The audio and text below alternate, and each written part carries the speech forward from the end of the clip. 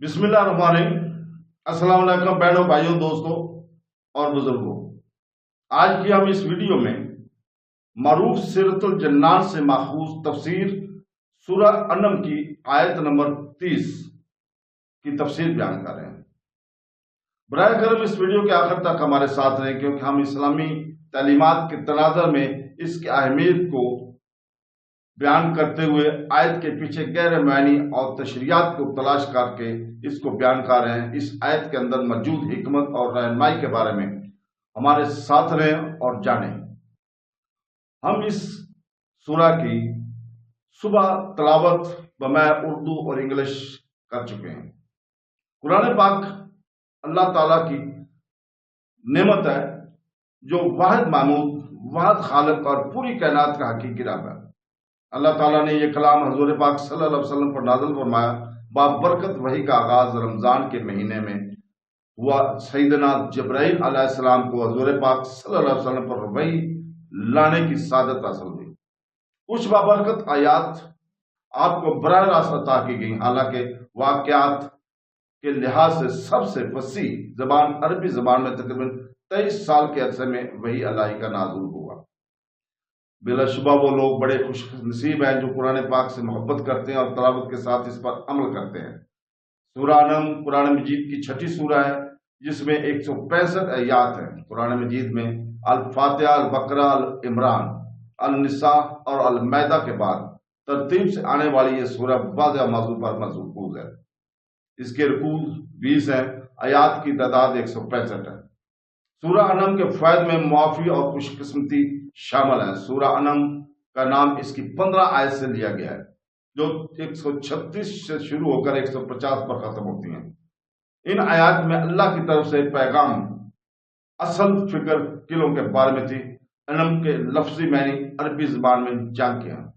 रवायत है कि यह सूरह एक ही दफा हुजूर पाक सल्लल्लाहु अलैहि वसल्लम पर नाजिल हुई, जब वो अपनी ऊंटनी के ऊपर सफर कर रहे थे। नजूल के वक्त 70,000 के करीब फरिश्ते इस सूरत के साथ अल्लाह की तस्बीह करते हुए आए थे। ये सूरह अनाम के फायद का सिर्फ आगाज है। जो कोई भी इस सूरत को पढ़ता है वो 70,000 फरिश्ते इसके लिए दुआ करना शुरू कर देते हैं, ताकि इसकी तमाम परेशानियां और दूर हो जाए।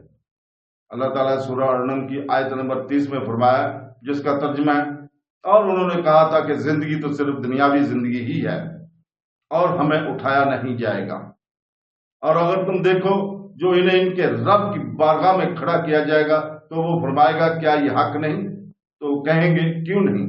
हमें अपने रब की कसम फरमाएगा, तो अब अपने कुफर के बदले में अजाब का बदला चखो। ये इन काफिरों का मनकुला है जो क्यामत के मुनकर हैं। और इसका वाकया ये था कि जब सरवर कायनात सल्लल्लाहु अलैहि वसल्लम ने कफ्फार को क्यामत के अहवाल और आखिरत की जिंदगी, ईमानदारों, फरमाबरदारों, काफरों, नाफरमानों और अजाब का जिक्र किया था, तो काफर कहते थे कि जिंदगी तो बस दुनिया ही की है, और जब हम मरने के बाद इस दुनिया से चले जाएंगे तो हमें दोबारा जिंदा नहीं किया जाएगा। काफरों का तो यह अकीदा था कि जिंदगी तो सिर्फ दुनिया की जिंदगी से ही, और मरने के बाद कोई उठाया नहीं जाएगा। और इसी इत्कादी की जिंदगी की बिना पर इनकी जिंदगी गफलत का शिकार थी। लेकिन मुसलमानों पर भी अफसोस है कि इनका तो कतई अकीदा यह है कि मरने के बाद लोगों को उठाया जाएगा, अमाल के जवाब देना पड़ेगा।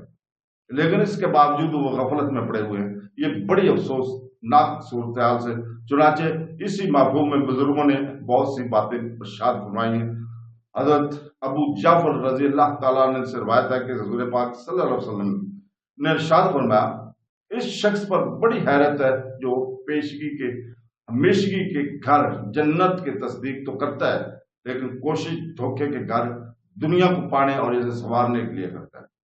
इमाम गजाली रहमतुल्लाह अलैह फरमाते हैं, एक बुजुर्ग रहमतुल्लाह अलैह ने फरमाया कि इस शख्स पर तज्जब है जो एहसान करने की मार्फत के बाद इसकी नाफरमानी करता है, और शैतान लैंड के सरकशी को जानने के बाद इसकी इताअत करता है।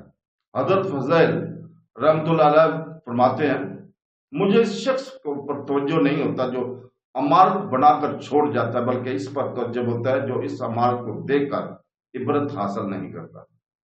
हजरत वैब मक्की रहमतुल्लाह अलैह फरमाते हैं, किसी शख्स के लिए यह कैसे मुनासिब है कि वो दुनिया में हंसे, हालांकि वो जानता है कि इसके सामने क़यामत के दिन की फरियादें, गर्दिशें और खौफनाक मनाजर है।